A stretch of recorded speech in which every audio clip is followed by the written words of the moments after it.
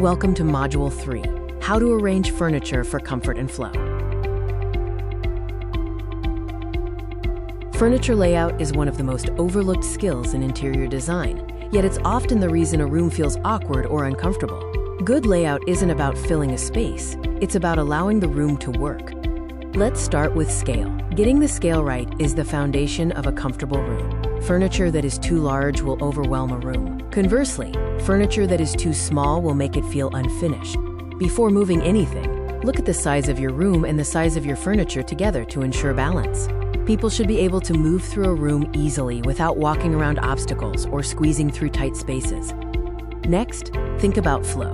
This relates to how people naturally move through the space. A common mistake is pushing all furniture against the walls. While this feels safe, it often creates dead space and poor flow. Instead of lining the walls, think about creating functional zones, especially in living areas. Anchor seating arrangements around a focal point like a large window, a cozy fireplace, or the television. Now here's a powerful design tip. Try rearranging before replacing.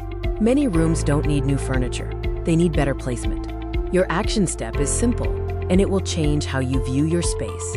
First, sketch your room roughly on paper. Then, measure your main furniture pieces accurately. Finally, test a new layout that improves walkways and achieves a better balance in the room. Mastering layout is the key to effortless design.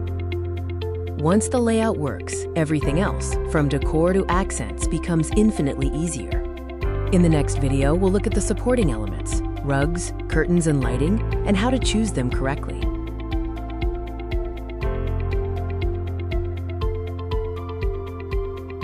Ready to begin? Click the link below.